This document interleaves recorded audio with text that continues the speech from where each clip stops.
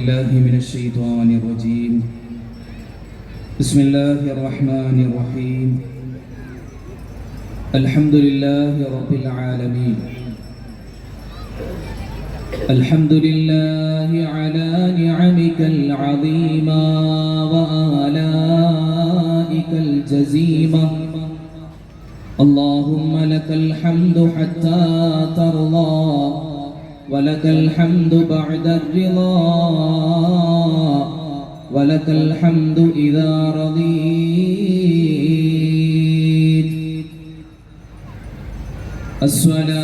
الصلاة والسلام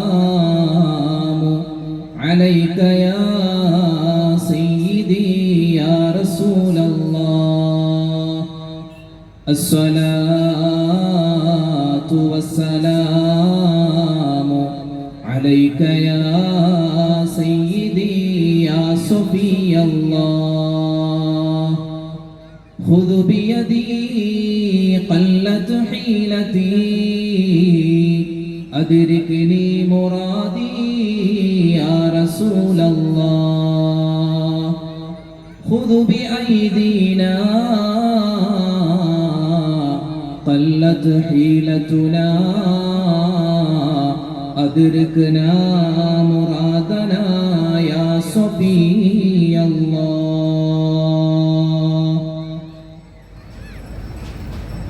رب اشرح لي صدري ويسر لي أمري واحلل عقدة من لساني يفقه قولي رب هب لي حكما وألحقني بالصالحين واجعل لي لسان صدق في الآخرين واجعلني من ورثة جنة النعيم يا ربي أعطي لنا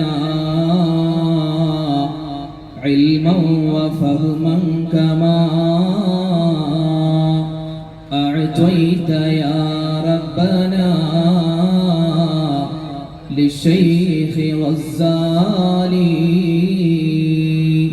نور إله السماء قلب الغريب كما نورت قلب إمام الناس غزالي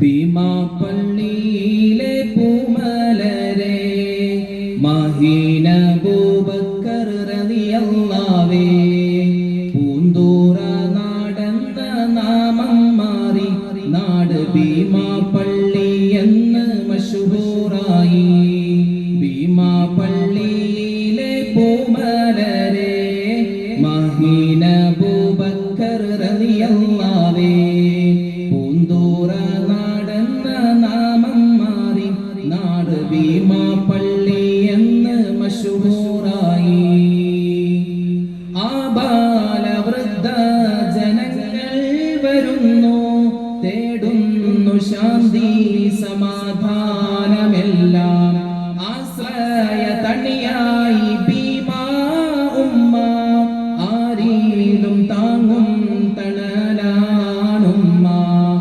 ഏറെയുണ്ട് കറാമത്തുകൾ എണ്ണിയാൽ തീരാത്ത ജായിബുകൾ ഏറ്റിയ ഇഖ്ലാസും തഖ്വയിലായി ഏറെയും ജീവിതം തീർത്തവര് ഭീമാ പള്ളിയിലെ പൂമലരെ മഹീന അബൂബക്കർ റളിയല്ലാഹുവേ പൂന്തൂറ നാടെന്ന നാമം മാറി നാട് ഭീമാ പള്ളി എന്ന് മശഹൂറായി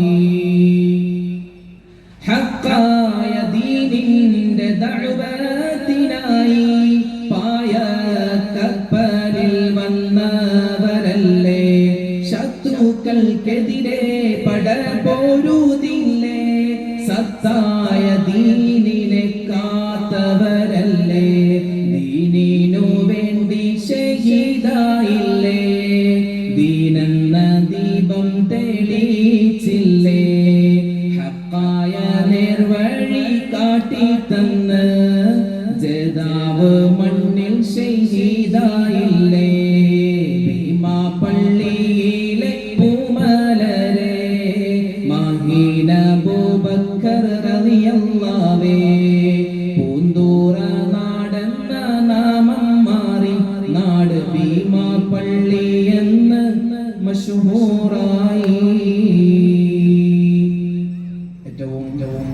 സ്നേഹ ബഹുമാന ആദരവുകൾ കൊണ്ട് അനുഗ്രഹീതരായ പവിത്രമായ പരിശുദ്ധമായ പരിപാവനമായ മഹത്വങ്ങളേറെ നിറഞ്ഞ ഭീമാപള്ളി മുസ്ലിം ജമാഅത്ത്, അതിൻ്റെ കരുത്തനായ പ്രസിഡന്റ് MP അബ്ദുൽ അസീസ് സാഹിബ് അവറുകൾ, അതുപോലെ നമ്മുടെ പള്ളിയുടെ ഈ ജമാഅത്തിന്റെ ജനറൽ സെക്രട്ടറി ബഹുമാനപ്പെട്ട ബാദുഷാ സൈനി ഉസ്താദ് അവറുകൾ, നമ്മുടെ പള്ളിയുടെ ട്രഷറർ സബൂർ ഖാൻ അവറുകൾ, vice president MK Badusha Sahib, secretary Haseeb Sahib, joint secretary Hidayathulla Khan Sahib, finance chairman Adam Farooq Sahib, finance convener Shahul Sahib, അതുപോലെ election committee chairman Ibrahim Sahib.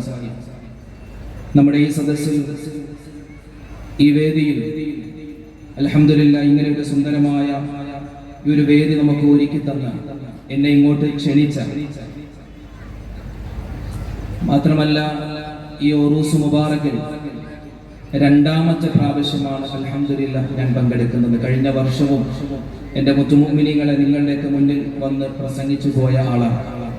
അല്ലാഹു സുബ്ഹാനഹു വ തആല വീണ്ടും ഒരു അവസരം കൂടി ഭീമാ ഉമ്മയുടെയും മാഹിൻ അബൂബക്കർ തങ്ങളുടെയും മുന്നിൽ വന്ന് നിങ്ങളോട് ദീനിയായ ചില കാര്യങ്ങൾ പറയാൻ അല്ലാഹു അവസരം തന്നു. അൽഹംദുലില്ലാഹ് അതിന് നേതൃത്വമെടുത്ത ഇവിടുത്തെ കമ്മിറ്റി ഭാരവാഹികൾ, മുൻ പ്രസിഡന്റായിരുന്ന ബഹുമാനപ്പെട്ട മാല മാഹിൻ സാഹിബ് ഉൾപ്പെടെ മുൻകഴിഞ്ഞ കമ്മിറ്റിയിലെ മെമ്പർമാർ, അതുപോലെ തന്നെ എനിക്ക് വളരെയധികം സപ്പോർട്ടും എല്ലാ തരത്തിലുള്ള പിന്തുണയും ഇവിടെ വന്നപ്പോൾ ഭക്ഷണം ഉൾപ്പെടെ തന്ന ബഹുമാനപ്പെട്ട നമ്മുടെ മുൻ പ്രസിഡന്റായിരുന്ന നജുബുദ്ദീൻ സാഹിബ് അവറുകൾ, അതുപോലെ തന്നെ നിയാസ് സാഹിബ്, എല്ലാത്തിനും ഉപരിയായി ഞാൻ ജോലി ചെയ്യുന്ന എറണാകുളം ജില്ല, ആ എറണാകുളം ജില്ലയിലെ പള്ളിയിൽ വന്ന് ഒരു വല്ലുപ്പയുടെ സ്ഥാനത്ത് നിന്ന് കാര്യങ്ങളെല്ലാം പറയുകയും വേണ്ട നിർദ്ദേശ കാര്യങ്ങളെല്ലാം പറഞ്ഞ് എന്തൊക്കെയാണ് എവിടെയൊക്കെയാണ് പറയേണ്ടതെന്നുള്ള ഒരു ഉപദേശം തരുന്ന ബഹുമാനപ്പെട്ട, ഞങ്ങളൊക്കെ തേവര ഇക്ക എന്ന് വിളിക്കുന്ന ബഹുമാനപ്പെട്ട കുഞ്ഞു മുഹമ്മദ് ഇക്ക. അൽഹംദുലില്ലാഹ് ഞാനിവിടെ പേര് പറഞ്ഞതും പറയാത്തതുമായ ഒരുപാട് ആളുകൾ എൻ്റെ സ്റ്റേജിന്റെ ഫ്രണ്ടിലും അതുപോലെ പിറകിലൊക്കെ ഇരിപ്പുണ്ട്. അല്ലാഹു സുബ്ഹാനഹു വ തആല നമുക്കെല്ലാവർക്കും ആഫിയത്തുള്ള ആരോഗ്യമുള്ള ദീർഘായുസ് നൽകി അനുഗ്രഹിക്കുമാറാവട്ടെ. നമ്മുടെ പ്രസിഡന്റ് MP അബ്ദുൽ അസീസ് സാഹിബ്, അതുപോലെ നജുബുദ്ദീൻ സാഹിബ്, അതുപോലെ ഒരുപാട് ആളുകൾ, അവർക്ക് ഇവിടെ വന്ന് കണ്ട് പരിചയമല്ല. എറണാകുളം സെൻട്രൽ ജുമാ മസ്ജിദിന്റെ എൻ്റെ റൂമിൽ വന്നിരുന്ന് ഒരു സ്നേഹ സംഭാഷണം നടത്തി. ഇവിടെ ഉറൂസിന്റെ ഈ പരിപാടി നടക്കുന്നതിന് മുമ്പ് തന്നെ കഴിഞ്ഞ വർഷം അവരുമായൊക്കെ നേരിട്ട് സംസാരിക്കുകയും കുശലാന്വേഷണം നടത്തുകയും ഇടയ്ക്ക് വിളിക്കുകയും വന്ന് പലപ്പോഴും കാണുകയൊക്കെ ചെയ്ത ആളുകളാണ്. അൽഹംദുലില്ലാഹ് വളരെ സന്തോഷമാണ്. ഭീമാപള്ളിയിലെ ആളുകൾ എന്ന് പറഞ്ഞാൽ വളരെ സ്നേഹമുള്ളവരാണ്. എൻ്റെ ഒരുപാട് സുഹൃത്തുക്കൾ ഈ ഭീമാപള്ളി പ്രദേശക്കാരായ ഒരുപാട് ആളുകൾ, ഒരുപാട് മുതഅല്ലിമീങ്ങൾ, അതുപോലെ ഒരുപാട് എൻ്റെ പണ്ഡിത സുഹൃത്തുക്കളൊക്കെ ഉണ്ട്. അല്ലാഹു സുബ്ഹാനഹു വ തആല എൻ്റെ മുന്നിലിരിക്കുന്ന ഒരുപാട് ഉപ്പമാർ, ഉമ്മമാർ, അതുപോലെ സഹോദരിമാർ, സഹോദരങ്ങൾ, ബഹുമാനം നിറഞ്ഞ ഒരുപാട് ഉസ്താദുമാർ, ഈ പള്ളിയുമായി ബന്ധപ്പെട്ട എന്തൊക്കെ കാര്യങ്ങൾ ചെയ്യുന്ന ആരൊക്കെയുണ്ടോ, അല്ലാഹു സുബ്ഹാനഹു വ തആല നമുക്കെല്ലാവർക്കും ആഫിയത്തുള്ള ആരോഗ്യമുള്ള ദീർഘായുസ് നൽകി അനുഗ്രഹിക്കുമാറാവട്ടെ. നമ്മളിൽ നിന്ന് മരണപ്പെട്ടു പോയ എല്ലാവർക്കും, പ്രത്യേകിച്ച് നമ്മുടെ പള്ളിയുടെ പരിസരത്ത് മറമാടപ്പെട്ടിട്ടുള്ള മുഴുവൻ മുഅ്മിനീങ്ങൾക്കും അല്ലാഹു മഗ്ഫിറത്തും മർഹമത്തും ഏറ്റി നൽകി അനുഗ്രഹിക്കുമാറാവട്ടെ. നമ്മുടെ പ്രയാസങ്ങളും പ്രശ്നങ്ങളും സങ്കടങ്ങളും എല്ലാ തരത്തിലുള്ള ബുദ്ധിമുട്ടുകളും ഇവിടെ മറമാടപ്പെട്ടിരിക്കുന്ന മഹദിയായ ഭീമാ ഉമ്മയുടെയും അവിടുത്തെ മകന്റെയും ഒക്കെ ബറക്കത്ത് കൊണ്ട് അല്ലാഹു തആല എല്ലാ രോഗങ്ങളിൽ നിന്നും പ്രയാസങ്ങളിൽ നിന്നും മുക്തി നൽകുകയും നമുക്ക് സന്തോഷമുള്ള ഒരു ജീവിതം അല്ലാഹു നൽകുകയും ചെയ്യുമാറാവട്ടെ. ആമീൻ യാ റബ്ബൽ ആലമീൻ. ഒരുപാട് ആളുകൾ ദുആ ചെയ്യണമെന്ന് പറഞ്ഞിട്ടുണ്ട്. ഇൻഷാ അല്ലാഹ് നമ്മുടെ പ്രഭാഷണത്തിന്റെ അവസാനം നമുക്ക് എല്ലാവർക്കും വേണ്ടി ദുആ ചെയ്യാം. ഇന്ന് ഈ ഉറൂസിന്റെ 4ാമത്തെ ദിവസം നമുക്ക് ചർച്ച ചെയ്യാനുള്ളത് മതമാണ് പരിഹാരം എന്നതാണ്. ഞാൻ കൂടുതൽ ആമുഖങ്ങളൊന്നുമില്ലാതെ വിഷയത്തിലേക്ക് പ്രവേശിക്കുകയാണ്. പ്രാചീന മഹാഭാരതം ആ മഹാഭാരതത്തില് ഒരു ഗുരുകുലം. ആ ഗുരുകുലത്തിലേക്ക് ഗുരു കടന്നു വന്ന സമയത്ത് കൂടെയുള്ള ശിഷ്യന്മാരിൽ മൂന്നാളുകൾ എഴുന്നേറ്റിട്ട് ഗുരുവിനോട് ചോദിക്കുകയാണ്, ഗുരുവേ, ഞങ്ങൾക്ക് 3 പേർക്കും ഓരോ സംശയങ്ങളുണ്ട്. ഒന്നാമത്തെ സംശയം, ലോകത്തിലെ ഏറ്റവും അമൂല്യമായ നിധി ഏതാണ്? ലോകത്തിലെ ഏറ്റവും അമൂല്യമായ സമ്പത്ത് ഏതാണ്? രണ്ടാമൻ ചോദിച്ചു, ലോകത്തിലുള്ള എല്ലാ മനുഷ്യരുടെയും പ്രയാസങ്ങളും പ്രശ്നങ്ങളും സങ്കടങ്ങളും ദുഃഖങ്ങളും ആ പ്രയാസ പ്രതിസന്ധികളിൽ നിന്ന് പരിഹാരം എന്താണ്? മൂന്നാമൻ ചോദിച്ചു, നൽകാൻ എളുപ്പമുള്ളതും നേടാൻ പ്രയാസമുള്ളതുമായ കാര്യം ഏതാണ്? ഈ 3 ചോദ്യത്തിനും ഗുരു നൽകിയ മറുപടി ഒന്നാണ്. അദ്ദേഹം പറഞ്ഞത് ഓം ശാന്തി ശാന്തി ശാന്തി എന്ന മന്ത്രമാണ്. ഈ ഭീമാപ്പള്ളിയുടെ പരിസരത്ത് ഒരുപാട് ഹൈന്ദവ സഹോദരന്മാരുണ്ട്. എന്തിനേറെ നമ്മുടെ ഈ സദസ്സിൽ തന്നെ ഒരുപാട് ക്രൈസ്തവ ഹൈന്ദവ സഹോദരങ്ങളുണ്ട്.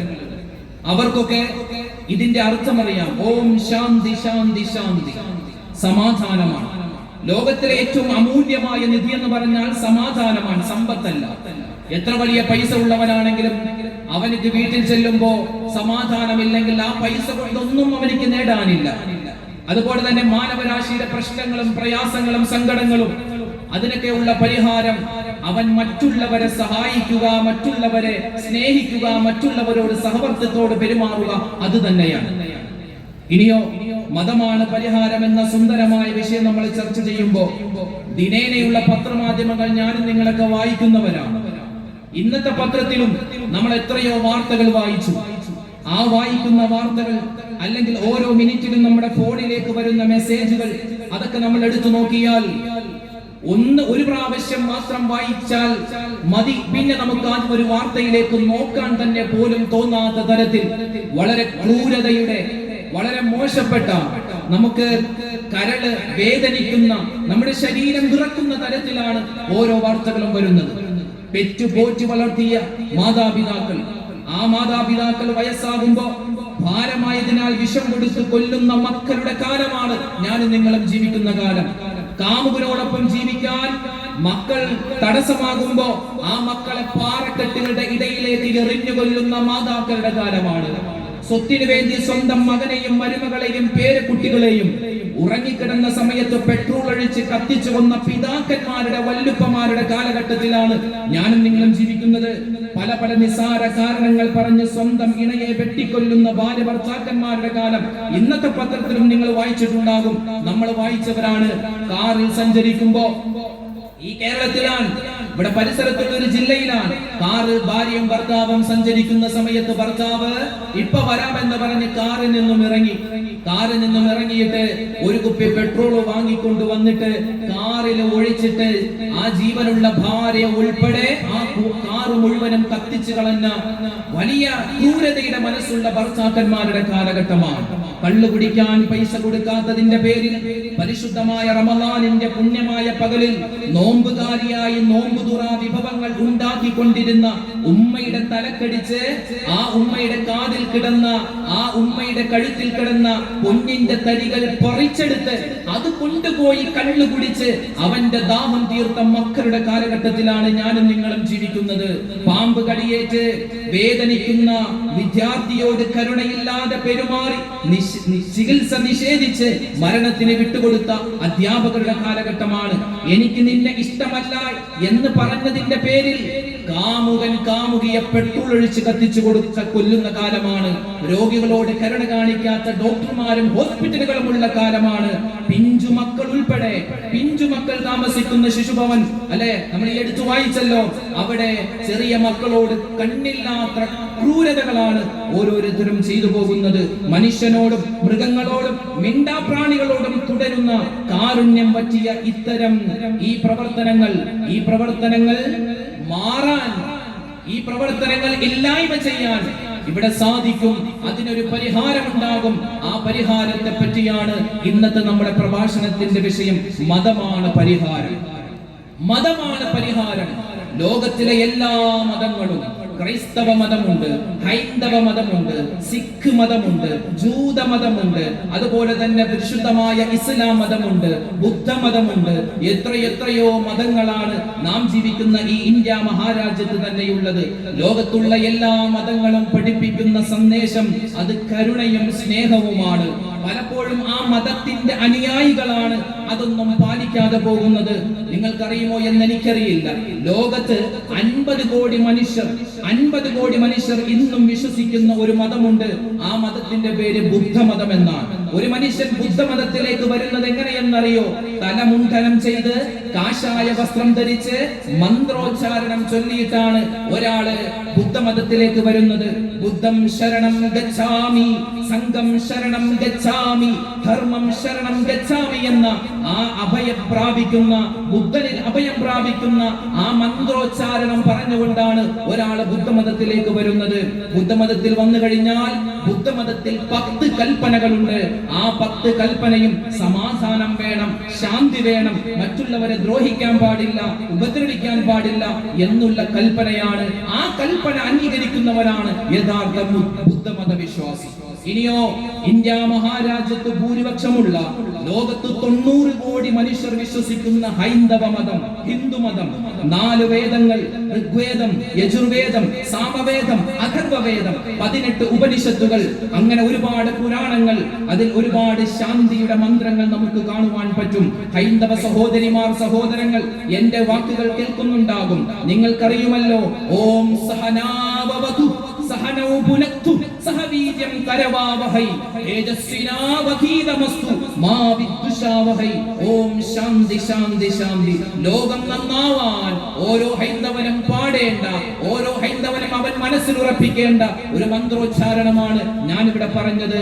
കരുണയും സമാധാനവും ശാന്തിയും സ്നേഹവും അനുകമ്പയും സാഹോദര്യവും സഹവർത്തിത്വവും ഉദാരതയും വിട്ടുവീഴ്ചയും പുറത്തുകൊടുക്കലുമാണ് ഒരു ഹൈന്ദവന്റെ ജീവിതത്തിൽ വേണ്ടതെന്ന് പുരാണങ്ങൾ പറയുകയാണ്. തീർന്നോ? ഇല്ല. ലോകത്ത് 250 കോടി മനുഷ്യർ വിശ്വസിക്കുന്ന ക്രൈസ്തവ മതം വിശുദ്ധ യോഹന്നാൻ രേഖപ്പെടുത്തുന്നു. എന്താ രേഖപ്പെടുത്തുന്നത്? വിശുദ്ധ യോഹന്നാൻ സുവിശേഷം, അതിൽ നമുക്ക് കാണാൻ പറ്റും 14-ാമത്തെ അധ്യായം 27-ാമത്തെ വചനം. കർത്താവായ യേശു പറയുകയാണ്, എന്റെ സമാധാനം ഞാൻ നിങ്ങൾക്ക് തന്നിട്ടിതാ പോകുകയാണ്. ലോകത്ത് തരുന്നത് പോലെ, ലോകം തരുന്നത് പോലെയല്ല ഞാൻ നിങ്ങൾക്ക് തരുന്ന സമാധാനം. കർത്താവായ യേശു ജനിച്ച സമയത്ത് ദൂതന്മാര് പാടിയ ഒരു പാട്ടുണ്ടല്ലോ, അത്യുന്നതങ്ങളിൽ ദൈവത്തിന് മഹത്വം, ഭൂമിയിൽ ദൈവപ്രസാദമുള്ള മനുഷ്യർക്കാണ് സമാധാനം. ഇങ്ങനെ എല്ലാ മതങ്ങളും പഠിപ്പിക്കുന്നത് സമാധാനമാണോ? മതങ്ങളെല്ലാം പഠിപ്പിക്കുന്നത് സാഹോദര്യമാണ്. പക്ഷേ ആ മതത്തിൽ വിശ്വസിക്കുന്ന ചില ക്രൂരന്മാരാണ് ആ മതത്തെ വികലമാക്കുന്നത്. ഇനിയോ നമുക്ക് കടന്നു വരാം പരിശുദ്ധമായ ഇസ്ലാം. ലോകത്ത് 225 കോടി മനുഷ്യർ വിശ്വസിക്കുന്ന വിശുദ്ധമായ ഇസ്ലാം. ഇസ്ലാം എന്ന മതത്തിന്റെ അന്തസത്ത തന്നെ സമാധാനമാണ്. എന്റെ ശബ്ദം കേൾക്കുന്ന ഹൈന്ദവ സഹോദരിമാർ, സഹോദരങ്ങൾ, ഒരുപക്ഷേ ഞങ്ങളിൽപ്പെട്ട പലരുടെയും ആ പ്രവർത്തനങ്ങൾ കൊണ്ട് ഇസ്ലാമിനെ നിങ്ങൾ തെറ്റിദ്ധരിച്ചിട്ടുണ്ടെങ്കിൽ ആ തെറ്റിദ്ധാരണ മാറ്റാൻ വേണ്ടിയാണ് ഈ പ്രഭാഷണത്തിന്റെ തുടക്കത്തിൽ ഞാൻ ഈ കാര്യം പറയുന്നത്. ഇസ്ലാം എന്ന് പറഞ്ഞാൽ തന്നെ അതിന്റെ അർത്ഥം സമാധാനം എന്നാണ്. മുസ്ലിം എന്ന് പറഞ്ഞാൽ സമാധാനത്തിന്റെ വാഹകൻ എന്നാണ്. 2 മുസ്ലിമീങ്ങൾ തമ്മിൽ കാണുന്ന സമയത്ത് പറയുന്നൊരു വാക്കുണ്ട്, അസ്സലാമു അലൈക്കും. എന്താ? നിങ്ങൾക്ക് ദൈവത്തിന്റെ സമാധാനം, പടച്ചവന്റെ സമാധാനം, എന്താ കരുണയും ഉണ്ടാവട്ടെ എന്നാണ് അതിന്റെ അർത്ഥം, അല്ലേ? ഇതൊക്കെ ഉണ്ടെങ്കിലും നമ്മുടെ പഞ്ചായത്തിലും മുനിസിപ്പാലിറ്റിയിലും നഗരങ്ങളിലും ഗ്രാമങ്ങളിലും ജില്ലയിലും സംസ്ഥാനത്തും രാജ്യത്തും ലോകത്തും സമാധാനത്തിന് വിഘാതമുണ്ടാക്കുന്ന കാര്യങ്ങൾ മാത്രമാണ് ഈ കാലഘട്ടത്തിൽ കൂടുതലായി നടക്കുന്നത്. ലഹരി വസ്തുക്കൾ ഉപയോഗിക്കുക, അത് സമാധാനത്തിന് വിഘാതമാണ്. ഞാൻ കഴിഞ്ഞ വർഷം ഇവിടെ വന്ന് ലോക അവസാനത്തിന്റെ അടയാളം എന്ന വിഷയമാണ് സംസാരിച്ചത്. എന്നെ നിങ്ങൾ ഓർക്കുന്നുണ്ടാകും. ആ സമയത്ത് ഞാൻ പറഞ്ഞിരുന്നല്ലോ, ഭീമാപള്ളി എന്ന ഈ മുസ്ലിം ജമാഅത്ത്, ഏകദേശം 25,000-ഓളം അംഗങ്ങളുള്ള ഈ ഭീമാപള്ളി മുസ്ലിം ജമാഅത്തിൽ ഒരിക്കലും നമ്മൾ കാരണം ഒരു പേര് ദോഷം ഉണ്ടാവാൻ പാടില്ല. കഞ്ചാവിന്റെ കേസ് പിടിക്കുമ്പോ, അതുപോലെ മയക്കുമരുന്നിന്റെ കേസ് പിടിക്കുമ്പോ, കള്ളു കുടിച്ചിട്ട് റോഡിൽ അടിയുണ്ടാക്കുമ്പോ, അല്ലെങ്കിൽ എന്തെങ്കിലും അശ്ലീല പ്രവർത്തനങ്ങൾ ചെയ്യുമ്പോ അത് ഭീമാ പള്ളിക്കാരനാണെന്ന് പറഞ്ഞ് ഈ കിടക്കുന്ന മഹതിയായ ഭീമാ ഉമ്മക്കും ഇവിടെ കിടക്കുന്ന മാഹീൻ അബൂബക്കർ തങ്ങൾക്കും കല്ലടി മസ്താനും നാണക്കേടുണ്ടാക്കുന്ന ഒരു പ്രവർത്തനവും ഭീമാ പള്ളിക്കാര് മാത്രമല്ല ഇരിക്കുന്ന നമ്മൾ ആരും ചെയ്യാൻ പാടില്ല. ലഹരി വസ്തുക്കൾ അത് സമാധാനത്തിന് വിഘാതമാണ്. മദ്യപാനവും ചതിയും വഞ്ചനയും കൊലപാതകവും അസാൻമാർഗിക പ്രവർത്തനങ്ങളും അധികരിച്ചു കൊണ്ടിരിക്കുകയാണ്. ഇതിനൊക്കെയുള്ള പരിഹാരം അത് മതമാണ്. ഇതിനൊക്കെയുള്ള പരിഹാരം മതമാണ്. മതത്തെ പഠിക്കലാണ്, മതത്തെ മുറുകെ പിടിക്കലാണ്, മതം അനുസരിച്ചുകൊണ്ട് ജീവിക്കലാണ്. എത്ര വലിയ ക്രൂരനെയും എത്ര വലിയ ക്രൂര മനസ്സുള്ളവരെയും ഒരുക്കാൻ മതത്തിന് പറ്റും. നിങ്ങൾക്കറിയുമോ, 6-ാം നൂറ്റാണ്ടിൽ ഒരു മനുഷ്യനുണ്ടായിരുന്നു. 6-ാം നൂറ്റാണ്ടിൽ ഒരു മനുഷ്യനുണ്ടായിരുന്നു. ആ മനുഷ്യൻ അയാളുടെ ജീവിതത്തിൽ ചെയ്യാത്ത ഒരു തെറ്റുപോലും ഉണ്ടായിരുന്നില്ല. അയാളുടെ ജീവിതത്തിൽ ചെയ്യാത്ത ഒരു തോന്നിയവാസവും ഇല്ലായിരുന്നു. ആരാണ് അയാളെന്നറിയോ? അയാളുടെ പേരാണ് ഉമർ. അയാളുടെ പേരാണ് ഉമർ. അന്ന് ഉമർ ജീവിച്ചിരുന്ന കാലത്ത് ഉമറിന്റെ പരിസരവാസികൾ ഒന്നടങ്കം പറയുന്ന ഒരു വാക്കുണ്ട്, ലൗ അസ്ലമ ഹിമാറു ഉമർ ലാ യുസ്ലിമു ഉമർ. ഉമറിന്റെ വീട്ടിലെ കഴുത മുസ്ലിമായാലും ഉമർ ഒരിക്കലും മുസ്ലിമാവില്ല. എങ്ങനെ? ഉമറിന്റെ വീട്ടിലെ കഴുത കന്നുകാലി മുസ്ലിമായാലും ഇസ്ലാം മതത്തിലേക്ക് പോയാലും ഉമർ ഒരിക്കലും ഇസ്ലാം മതത്തിലേക്ക് പോയില്ല. അത്രമാത്രം ക്രൂര പ്രവർത്തനങ്ങൾ ചെയ്ത ആരായിരുന്നു ഉമർ? നിങ്ങൾക്കറിയുമോ, ഒരിക്കൽ ഉഖാവ എന്ന് പറയുന്ന ഒരു ചന്തയുണ്ട്. ഉഖാവ ചന്തയിലേക്ക് ഉമർ കടന്നു വരികയാണ്. അവിടെ ചെന്നിട്ട് അവിടെയുള്ള ഒരു കച്ചവടക്കാരനോട് പറഞ്ഞുടാ, എനിക്കൊരു 10 ദീനാർ വേണം, 10 ദിർഹം വേണം. അപ്പൊ കടക്കാരൻ പറഞ്ഞു, ഉമറേ, ഞാൻ നിനക്ക് തരാം, എന്റെ കയ്യിൽ 10 ദീനാർ വരും. പക്ഷെ ഞാനിപ്പോ കട തുറന്നിട്ടേ ഉള്ളൂ, കച്ചവടം ഒന്നാവട്ടെ, എന്നിട്ട് ഞാൻ നിങ്ങൾക്ക് നീ ചോദിച്ച പൈസ തരാം. ആ സമയത്ത് ഉമർ എന്താ ചെയ്തതെന്നറിയോ? തന്റെ അരയിൽ കിടന്നിരുന്ന വാൾ ഊരിയിട്ട് ആ കച്ചവടക്കാരന്റെ കഴുത്ത് വെട്ടി. അയാൾ എന്താ ചെയ്തത്? ഉമറെ, പൈസ ഞാൻ തരൂല എന്നല്ല പറഞ്ഞത്, പൈസ തരാം, പക്ഷെ കച്ചവടം ഒന്നാവട്ടെ, കച്ചവടം ഒന്നായി കഴിഞ്ഞ് കിട്ടുന്ന പൈസ ഞാൻ മുഴുവൻ നിനക്ക് തരാം. പക്ഷേ ആ ഒരു പൈസ കിട്ടാൻ, കച്ചവടം നടക്കാനുള്ള ഒരു ക്ഷമ പോലും ഇല്ലാതെ ഉടൻ തന്നെ പൈസ കൊടുക്കാത്തതിന്റെ പേരിൽ കഴുത്തു വെട്ടുക മാത്രമല്ല, ആ കച്ചവടക്കാരന്റെ കയ്യിലുള്ള വിരലുകളെല്ലാം മുറിച്ചെടുത്ത് അതൊരു നൂലിൽ കെട്ടിയിട്ട് മാല പോലെ ഇട്ട് നടന്ന ഒരു മനുഷ്യനായിരുന്നു ഉമർ. ആ ഉമർ ആരായി മാറി? അത്രയും ക്രൂരനായ ഉമർ ആരായി മാറി? ഖുലഫാഉർ റാഷിദീൻ എന്ന അത്യുന്നത പദവിയിലേക്ക് ആ ഉമറിനെ ഉയർത്തിയ മതത്തിന്റെ പേരാണ് പരിശുദ്ധമായ ഇസ്ലാം. ഇന്നദ്ദീന ഇൻദല്ലാഹിൽ ഇസ്ലാം. വിശുദ്ധമായ ഖുർആൻ പറയുകയാണ്, നാളെ പരലോകത്ത് കടന്നു ചെല്ലുമ്പോ അല്ലാഹുവിന്റെ അടുക്കൽ നമ്മൾ ഇങ്ങനെ നിൽക്കുന്ന സമയത്ത് പടച്ചവന്റെ അടുക്കൽ സ്വീകാര്യപ്രദമായ മതം അത് പരിശുദ്ധമായ ഇസ്ലാമാ. ഒരിക്കൽ മക്കയിലെ മുശ്രിക്കീങ്ങൾ കടന്നു വരികയാ, മക്കയിലെ കുഫാരീങ്ങൾ കടന്നു വരികയാ. എന്നിട്ട് പറയുകയാണ്, ഉമറേ, നിനക്ക് ഞങ്ങൾ 100 ഒട്ടകം തരാം, 100 ഒട്ടകം ഉമറേ നിനക്ക് തരാം. നീ ചെയ്യേണ്ട പരിപാടി ഒന്ന് മാത്രമാണ്, ഉമറേ, നിനക്ക് ഞങ്ങൾ 100 ഒട്ടകം തരാം. ഇന്നത്തെ കാലത്ത് 100 ബെൻസ് തരാടോ, 100 ബെൻസ് നിങ്ങൾക്ക് തരാം. പക്ഷെ ഒറ്റ കാര്യം ചെയ്യണം. എന്താണ് ചെയ്യേണ്ടത്? മക്കയിൽ മുഹമ്മദ് എന്ന് പറയുന്ന സല്ലല്ലാഹു അലാ മുഹമ്മദ് സല്ലല്ലാഹു അലൈഹി വസല്ലം, ഇത് സ്വലാത്തിന്റെ മജ്ലിസ് കൂടിയാണ്. എന്റെ ഉമ്മമാരെ, നമ്മൾ ഇവിടെ വന്നിരുന്നിട്ട് കുറച്ച് ഭക്ഷണങ്ങളൊക്കെ കഴിച്ച് കുറച്ച് ലൈറ്റിന്റെ ഇതൊക്കെ കണ്ട് ഉസ്താദ് എന്തോ പറഞ്ഞു അത് കേട്ട് പോവലല്ല. ഈ സദസ്സിൽ നമ്മൾ പിരിയുന്ന സമയത്ത് എന്തെങ്കിലും അല്ലാഹുവിന്റെ റെക്കോർഡിൽ നമ്മെ പറ്റി നല്ലത് വേണോ? സ്വലാത്ത് ചൊല്ലിക്കോ. കർന ബദലി റസൂലോം കി ഹോതി രഹി, ചാന്ദ് ബദലി കനിക്ലാ ഹമാരാ നബി. അദമ്യമായ അനുരാഗത്തിന്റെ അലമാലയൊഴിയാത്ത ആഴക്കടലുകൾ അകതാരിലാവാഹിച്ച് പകലിരവുകളുടെ അതിരടയാളങ്ങളെ അവഗണിച്ച് പ്രേമവാചനത്തിന്റെ പ്രകീർത്തനങ്ങൾ പ്രഘോഷണം ചെയ്ത പ്രപഞ്ചം പ്രഫുല്ലമാക്കിയ മുത്തുനബി മുഹമ്മദ് മുസ്തഫ സല്ലല്ലാഹു അലാ മുഹമ്മദ്. ഒരു സ്വലാത്ത് മദീനയിലേക്ക് സല്ലല്ലാഹു അലാ മുഹമ്മദ് സല്ലല്ലാഹു അലൈഹി വസല്ലം. മക്കയിലെ മുഹമ്മദ് എന്ന് പറയുന്ന ഒരു കള്ളപ്രവാചകനുണ്ട്. ആ കള്ളപ്രവാചകന്റെ തല അറുത്തിട്ട് വന്നാൽ, ഉമറേ, നിനക്ക് 100 ഒട്ടകം ഞങ്ങൾ സമ്മാനമായി തരാം. ഇത് കേട്ട പാടെ കേൾക്കാത്ത പാതി ഉമർ ഓടുകയാണ്. ഉമർ ഓടുന്ന സമയത്ത് എങ്ങോട്ടാ ഓടുന്നത്? മുത്തുനബി മുഹമ്മദ് മുസ്തഫ സല്ലല്ലാഹു അലൈഹി വസല്ലമ തങ്ങളുടെ വീട്ടിലേക്കാണ്. നബിയുടെ വീട്ടിലേക്ക് ഇങ്ങനെ ഉമർ കലിതുള്ളി പോവുകയാണ്. കലിതുള്ളി പോകുന്ന ഉമറിനെ ആര് കണ്ടു? നുഐം എന്ന് പറയുന്ന ഒരാൾ കണ്ടു. നുഐം എന്ന് പറയുന്ന ഒരാൾ കണ്ടു. ചോദിച്ചു, ഉമറെ, നീ എങ്ങോട്ട് പോകുന്നു? നീ അറിഞ്ഞില്ലേ ഇവിടെ ഒരു പുതിയ മതവുമായിട്ട് മുഹമ്മദ് എന്ന് പറയുന്ന ഒരാൾ വന്നിട്ടുണ്ട് സല്ലല്ലാഹു അലൈഹി വസല്ലം. ഞാൻ അയാളെ കൊല്ലാൻ വേണ്ടി പോവുകയാ. ആ സമയത്ത് നുഐം എന്ന് പറയുന്ന മനുഷ്യൻ പറഞ്ഞു, ഉമറെ, ആദ്യം നിന്റെ കുടുംബം നന്നാക്കിയിട്ട് പോരെ മുഹമ്മദിനെ കൊല്ലാൻ.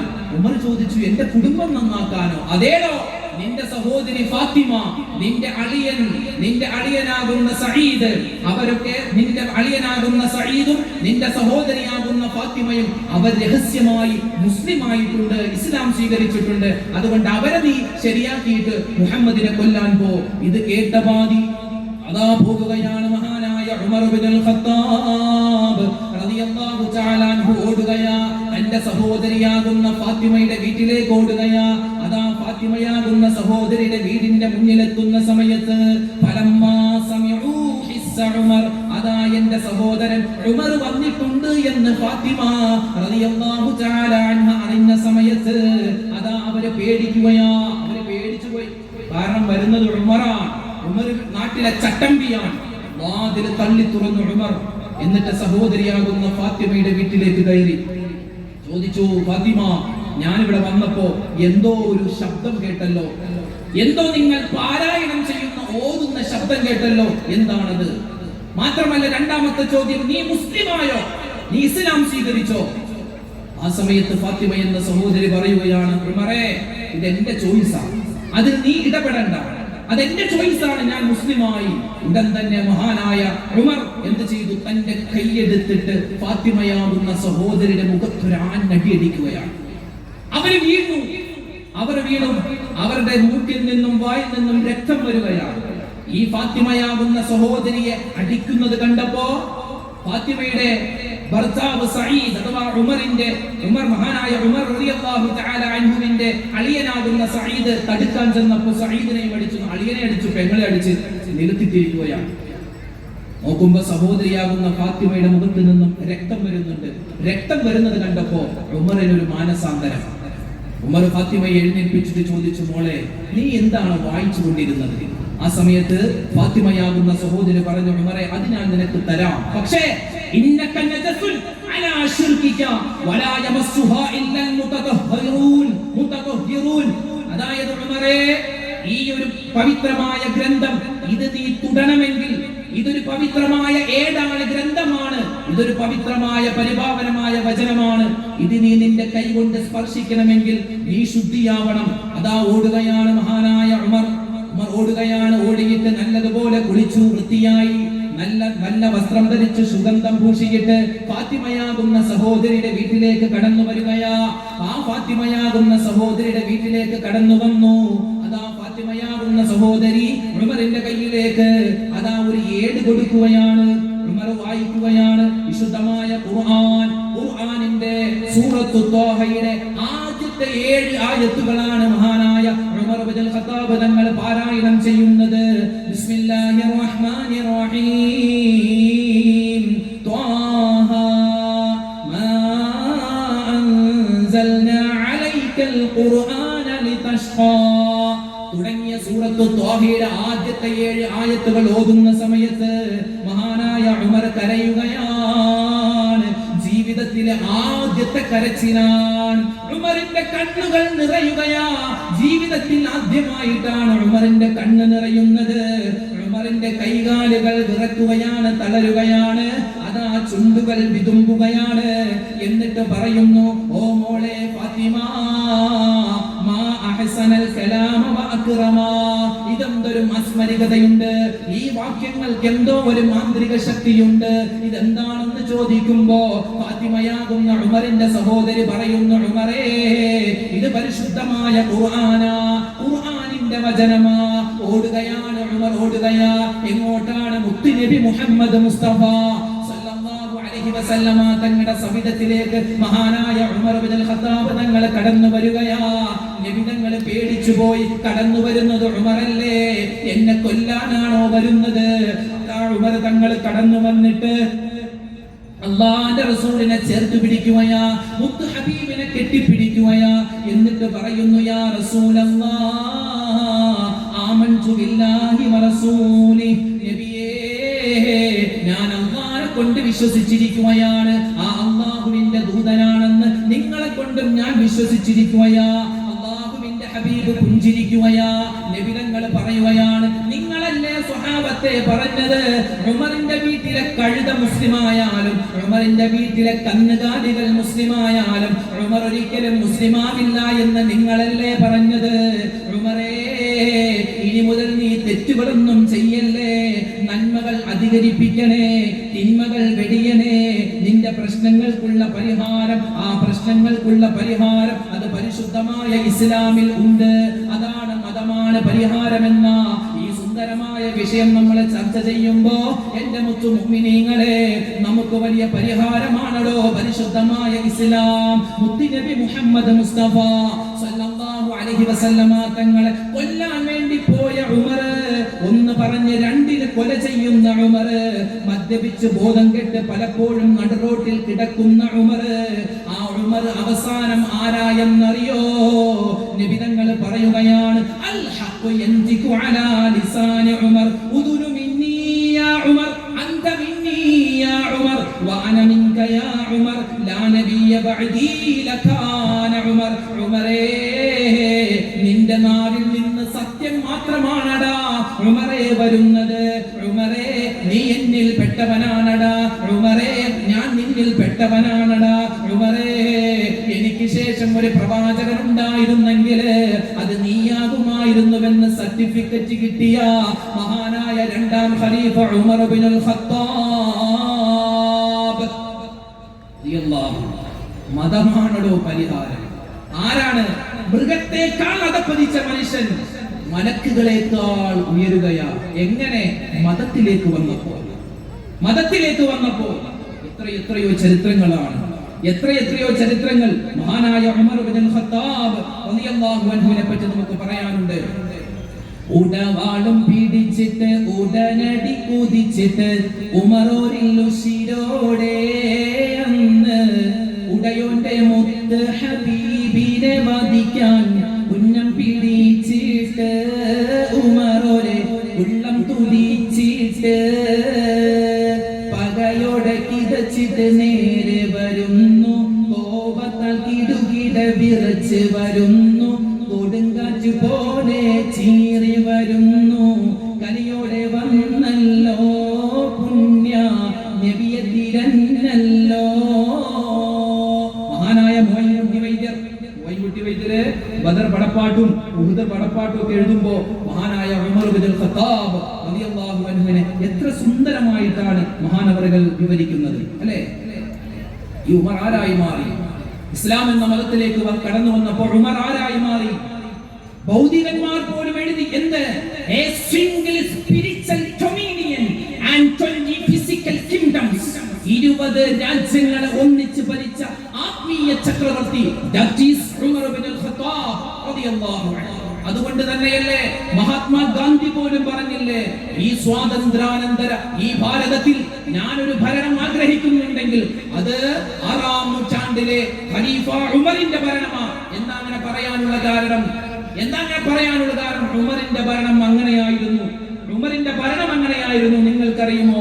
മഹാനായ ഉമർ ഇബ്നുൽ ഖത്താബ് റളിയല്ലാഹു അൻഹുവിന്റെ കാലഘട്ടത്തിൽ ഒരു കേസ് വന്നു. കേസുമായി വരുന്നത്, വാദിയായി വരുന്നത് ഒരു ജൂതനായ സഹോദരനാണ്. ആ ജൂതനായ സഹോദരൻ മഹാനായ ഖലീഫ ഉമർ തങ്ങളുടെ അടുക്കൽ വന്നു. എന്നിട്ട് പറഞ്ഞു, ഖലീഫ, എനിക്കൊരു പരാതിയുണ്ട്. ആരെ പറ്റിയാണ് പരാതി? മഹാനായ അലിയാർ തങ്ങളെ പറ്റിയാ പരാതി. അലിയാർ തങ്ങൾ ആരാ? സല്ലല്ലാഹു അലൈഹി വസല്ലമ തങ്ങളുടെ മരുമോനാ. 4-ാമത്തെ ഖലീഫയായിരുന്നു.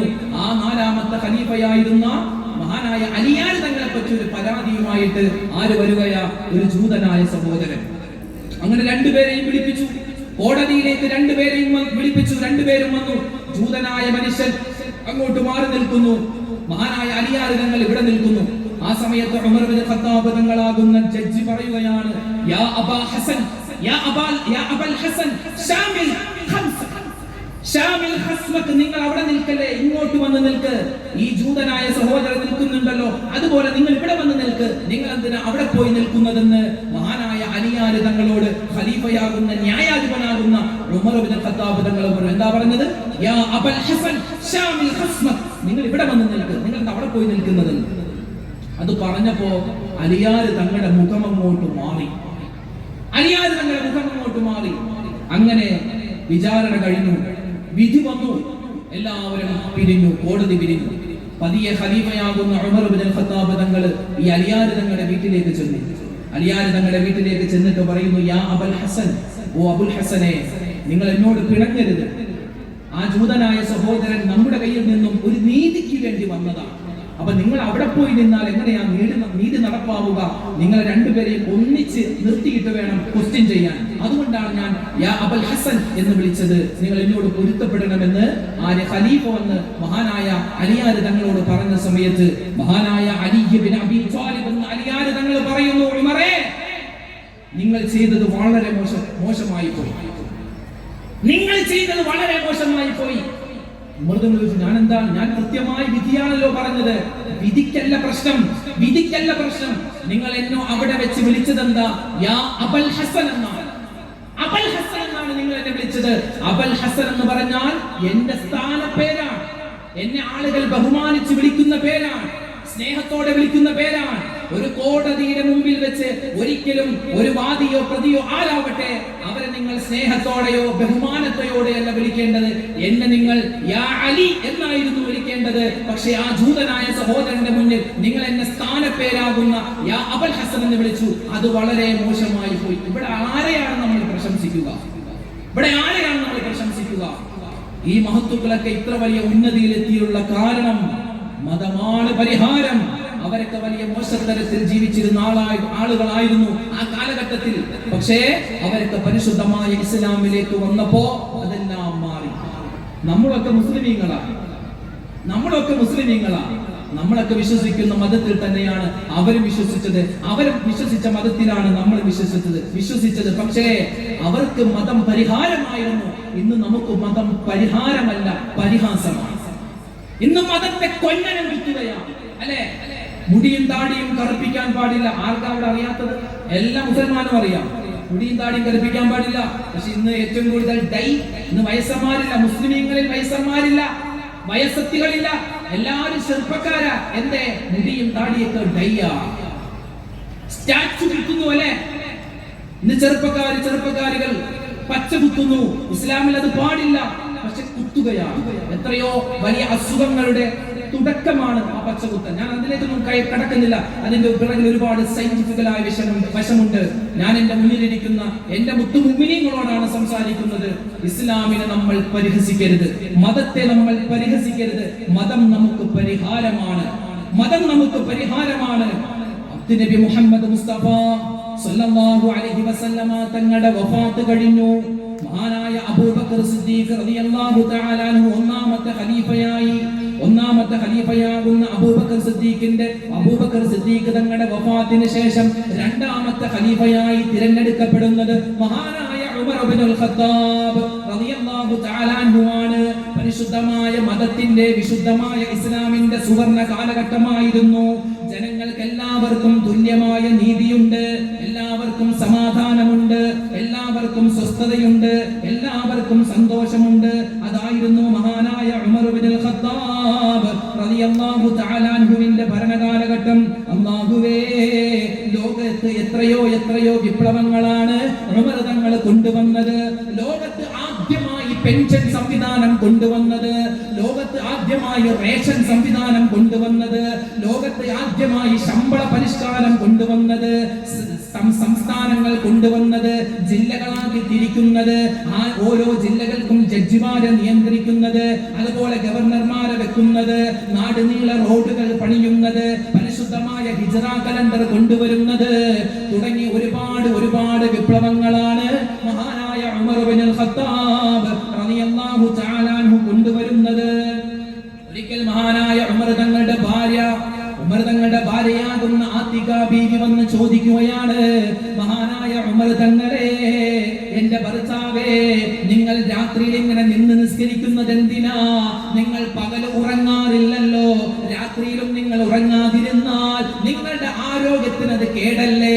ആ സമയത്ത് രാജ്യം ഭരിക്കുന്ന ഭരണാധികാരിയാകുന്ന ഖലീഫയാകുന്ന ഉമർ തങ്ങൾ പറയുന്നത് മതമാണ് പരിഹാരമെന്ന സുന്ദരമായ വിഷയം ചർച്ച ചെയ്യുമ്പോ ആ മതം ഏറ്റവും കൂടുതൽ പരിഹാരം ചെയ്ത വ്യക്തിയാണ്, ആ മതത്തിൽ നിന്നും ഏറ്റവും കൂടുതൽ പരിഹാരങ്ങൾ നേടിയ വ്യക്തിയാണ് മഹാനായ ഖലീഫ ഉമർ ഇബ്നുൽ ഖത്താബ്. അതുകൊണ്ടാണ് ഈ തങ്ങളുടെ ചരിത്രം ഞാൻ ഇങ്ങനെ പറയുന്നത്. ആ സമയത്ത് ഭാര്യയോട് മഹാനായ ഉമർ തങ്ങൾ പറയുകയാണ്, മോളെ, ഞാൻ പകൽ കിടന്ന് ഉറങ്ങിയാൽ എന്റെ ജനങ്ങളുടെ കാര്യം ആരാണ് നോക്കുക? ഞാൻ രാത്രി കിടന്നുറങ്ങിയാൽ ഈ ഉമറിന്റെ കാര്യം ആരാണ് നോക്കുക? ഒരു ദിവസം ഷാം എന്ന് പറയുന്ന ഇന്നത്തെ സിറിയ, അന്നത്തെ ഷാം, ആ ഷാമിൽ നിന്ന് ഒരു കച്ചവടക്കാരൻ വരികയാണ്.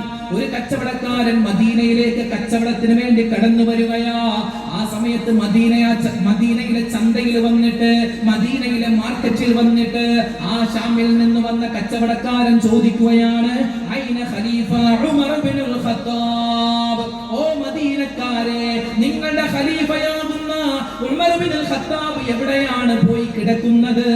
ഉമർ തങ്ങൾ എവിടെയാണെന്ന് ആ ഷാമിൽ നിന്ന് വന്ന കച്ചവടക്കാരൻ ചോദിക്കുമ്പോ ഒരു സ്വഹാബി പറയുകയാണ്, നിങ്ങൾ അറിഞ്ഞില്ലേ, മാത ഉമർ ഇബ്നുൽ ഖത്താബ്, ഞങ്ങളുടെ ഖലീഫയാകുന്ന ഉമർ തങ്ങൾ മരണപ്പെട്ടിട്ട് ഇന്നേക്ക് 4 ദിവസം കഴിയുകയാണ്. ആ സമയത്ത് ആ മനുഷ്യൻ അട്ടഹസിക്കുകയാ. ആ മനുഷ്യൻ അട്ടഹസിച്ചിട്ട് അതാ മരുഭൂമിയിൽ ഇരിക്കുകയാ. ഇരുന്നിട്ട് ഒരു പിടി മണ്ണ് വാരി തന്റെ തലയിലേക്ക് ഇട്ടിട്ട് പറയുകയാണ്, വല്ലാഹി വല്ലാഹി വല്ലാഹ്, വെറുതെയല്ലോ, ഞാൻ മദീനയുടെ അതിർത്തി കടന്നിങ്ങനെ നടന്നു വരുമ്പോ സുബ്ഹാനല്ലാഹ്, ഞാൻ എന്റെ കണ്ണുകൊണ്ട് കാണുകയാണ്, മദീനയുടെ അതിർത്തിയിലെ ഒരു ചെന്നായ ഒരു ആട്ടിൻകുട്ടിയെ ഉപദ്രവിക്കുന്നത് ഞാൻ കണ്ടു. വല്ലാഹി, ഉമറങ്ങാനും ജീവിച്ചിരിക്കുകയാണെങ്കിൽ ആ ചെന്നായ ആ ആട്ടിൻകുട്ടിക്ക് കാവലിരിക്കുമായിരുന്നു, പ്രൊട്ടക്ഷൻ ആകുമായിരുന്നു. ഉമർ മരിച്ചപ്പോ നീതി ഇല്ലാതായോ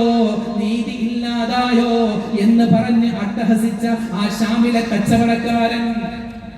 എത്രയോ ചരിത്രമാ.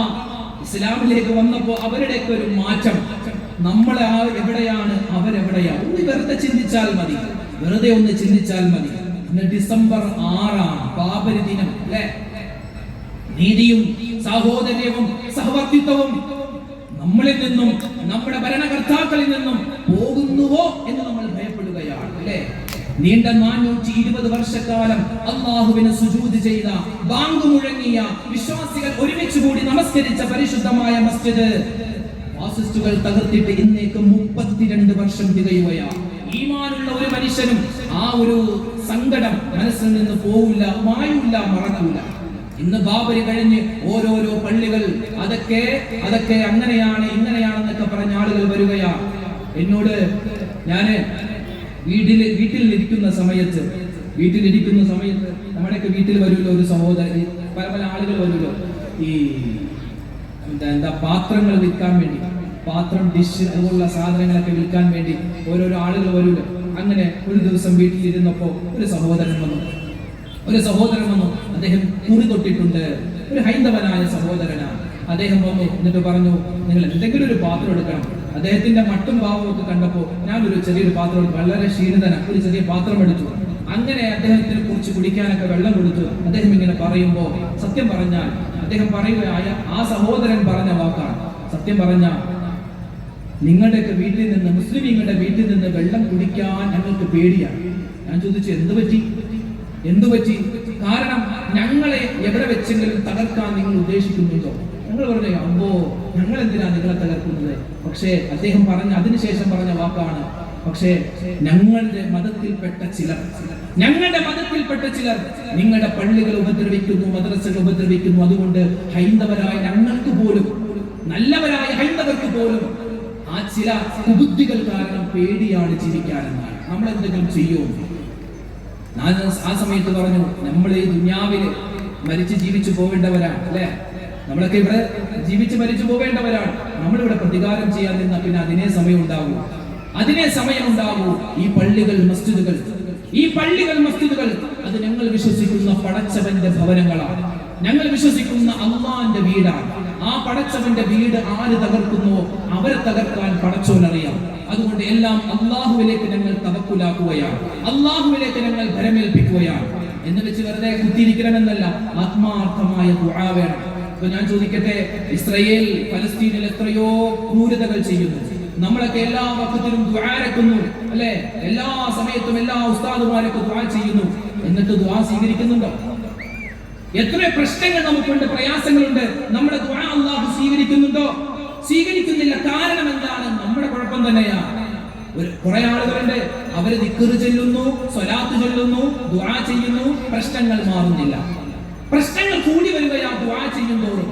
അതിന്റെ കാരണം എന്താണെന്നറിയോ? നമ്മള് വെറുതെ ഇങ്ങനെ ദുആരക്കുക മാത്രമല്ല, അതിനൊരു ക്വാളിറ്റി വേണം.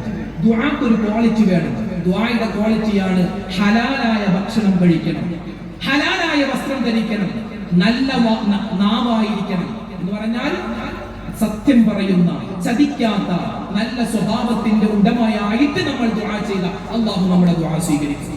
അല്ലാതെ വെറുതെ ദ്വാരം അല്ലാഹു സ്വീകരിക്കും. അല്ലാഹു ഇങ്ങനെ ഇരിക്കണം സ്വീകരിക്കാൻ. അതുകൊണ്ട് അടിമയാകുന്ന നമ്മൾ, മുസ്ലിമാകുന്ന നമ്മൾ, നമ്മുടെ ദുആ പടച്ചോൻ സ്വീകരിക്കുന്നില്ല എന്നുള്ള പരാതി നമുക്കുണ്ടെങ്കിൽ ആദ്യം അതിന്റെ പ്രശ്നക്കാരൻ നമ്മൾ തന്നെയാ. നമ്മൾ തന്നെ നമ്മുടെ ഭക്ഷണം ഹലാലാണോ ഹറാമാണോ, ആരെങ്കിലും പറ്റിച്ചും ചതിച്ചും ആരെങ്കിലൊക്കെ വഞ്ചിച്ചൊക്കെയാണോ നമ്മൾ പൈസ ഉണ്ടാക്കുന്നത്? അങ്ങനെയാണെങ്കിൽ ഈ മതത്തിൽ നിങ്ങൾക്കൊരു പരിഹാരവുമില്ല. ഇനിയോ നിങ്ങൾ ഹലാലായ ഭക്ഷണം കഴിച്ച് നല്ല ഹലാലായ വസ്ത്രം ധരിച്ച് നിങ്ങളുടെ മക്കളെ കൊണ്ടും ഹലാലായതാണ് ചെയ്യിപ്പിക്കുന്നതെങ്കിൽ അങ്ങനെ നിങ്ങൾ ദുആ എന്നാൽ നിങ്ങളുടെ ദുആ അല്ലാഹു സ്വീകരിക്കും. അതാണ് മതത്തിലുള്ള പരിഹാരം. ഹലാൽ, ഹറാമല്ല വേണ്ടത്, ഹലാലാണ്. നമ്മുടെ വിഷയത്തിലേക്ക് നമ്മൾ തിരിച്ചു വരികയാണ്. ഒരു ദിവസം ആദരവായ റസൂലുള്ളാഹി സ്വല്ലല്ലാഹു അലൈഹി വസല്ലമ തങ്ങളുടെ അടുക്കലേക്ക് ഒരു സ്വഹാബി കടന്നു വന്നിട്ട് പറയുകയാണ്. എന്താണ് പറയുന്നത്? യാ റസൂലല്ലാഹ്, അല്ലാഹുവിന്റെ നബിയേ, മദ്ദീൻ, എന്താണ് നബിയേ മതമെന്ന് പറഞ്ഞാൽ? എന്താണ് ഈ മതം? ആ സമയത്ത് അല്ലാഹുവിന്റെ ഹബീബ് പറയുകയാണ്, മതമെന്ന് പറഞ്ഞാൽ അദ്ദീനു ഹുസ്നുൽ ഖുൽഖ്. ദീൻ എന്ന് പറഞ്ഞാൽ, മതമെന്ന് പറഞ്ഞാൽ അത് സൽസ്വഭാവമാണ്, അത് നല്ല സംസാരമാണ്, നല്ല ഇടപെടലുകളാണ്, ആരെയും ചതിക്കാതിരിക്കലാണ്, ആരെയും വഞ്ചിക്കാതിരിക്കലാണ്, ആരെയും പറ്റിക്കാതിരിക്കലാണ്. ഞാൻ ഇത്രയും നേരം മഹാനായ ഉമർ ഇബ്നു ഖത്താബ് തങ്ങളുടെ ചരിത്രം പറഞ്ഞല്ലോ. എന്തിനാ ഇങ്ങനെ വിശദമായി ഞാൻ ഇങ്ങനെ ചരിത്രം പറഞ്ഞതെന്ന് നിങ്ങൾക്കറിയോ? പരിശുദ്ധമായ ഇസ്ലാം ഞാൻ പറഞ്ഞല്ലോ. ഇവിടെ ബഹുമാനപ്പെട്ട നമ്മുടെ ബാദുഷാ സൈനി ഉസ്താദ് പറഞ്ഞതുപോലെ എല്ലാത്തിലും പരിഹാരമാണ്. ഇസ്ലാം എന്നാൽ എല്ലാ പ്രശ്നങ്ങൾക്കും പരിഹാരം നൽകുന്ന ഒരു മതമാണ്, എല്ലാ പ്രശ്നങ്ങൾക്കും. പക്ഷേ ഇന്ന് മുസ്ലിമായാൽ ജീവിക്കാൻ പേടിക്കുന്ന ഒരു കാലഘട്ടമാണ്.